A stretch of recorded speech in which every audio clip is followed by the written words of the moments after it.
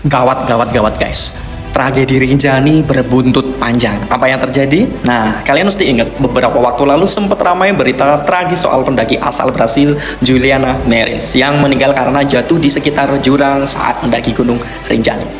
Nah, ternyata kasus ini belum berakhir di base camp aja, bestie. Plot twistnya, pemerintah Brasil sekarang ngeluarin jurus internasional. Apakah itu?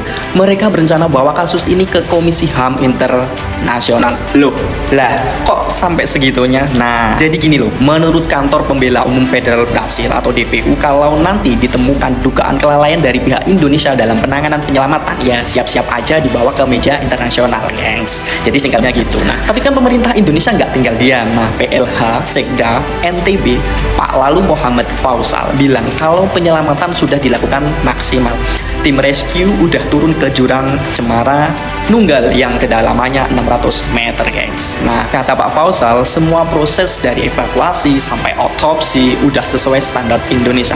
Dan inget ya, standar Indonesia. Itu penting, jangan samain sama standar Brasil yang bisa jadi punya sistem yang berbeda. Otopsi pertama udah dilakukan di RSUD Bali Mandara, tapi keluarga Juliannya kayaknya belum puas. Nah, mereka meminta otopsi ulang pas jenazah udah tiba di Brasil. Katanya mereka pingin tahu penyebab dan waktu pasti kematiannya itu. Nah, Pak Fausal pun menyangkut lagi. Ya, silahkan, itu kan hak keluarga. Tapi Indonesia kami udah lakukan semuanya sesuai standar. Nah, standar lagi ya. Ya, keywordnya adalah standar. Tentu aja netizen nggak tinggal diam. Nih, aku baca-bacain komentarnya ya. Ini yang bikin lucu. Heran juga ya sama keluarganya. Kenapa nggak ada yang datang dari Brasil? Biar tahu gimana kondisinya. Jangan nyalahin tim SAR-nya atau gunungnya sendiri. Oke, kemudian yang selanjutnya. Yang nyuruh ke Indonesia siapa? Yang nyuruh naik Gunung Rinjani siapa? Kok lawak ya? Malah mau nuntut. Nih ada lagi. Kayaknya keluarga pengen didonasi juga. Oke, kayaknya pemerintah Brasil emang sepeduli itu ya sama rakyatnya. Netizen Indonesia ini kalau masalah kayak gini nggak mau diem. Nah, paling peduli kalau udah nyentuh rasa nasionalisme dan kemanusiaan. Wah, luar biasa. Anyway, Pemprov NTB juga nggak tutup kuping, gengs. Mereka udah ngadain evaluasi bareng TNGR, Basarnas, dan pihak-pihak terkait.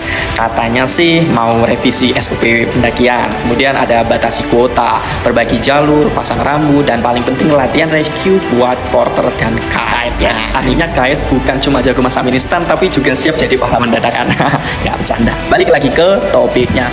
Kasus ini jadi pengingat penting, mendaki itu bukan cuma soal bisa sampai puncak, tapi juga soal keselamatan tiap langkahnya. Gimana menurut kamu, guys? Apakah Indonesia cukup bertanggung jawab atau perlu lebih lagi sigap biar kejadian kayak gini nggak terulang lagi pastinya kan?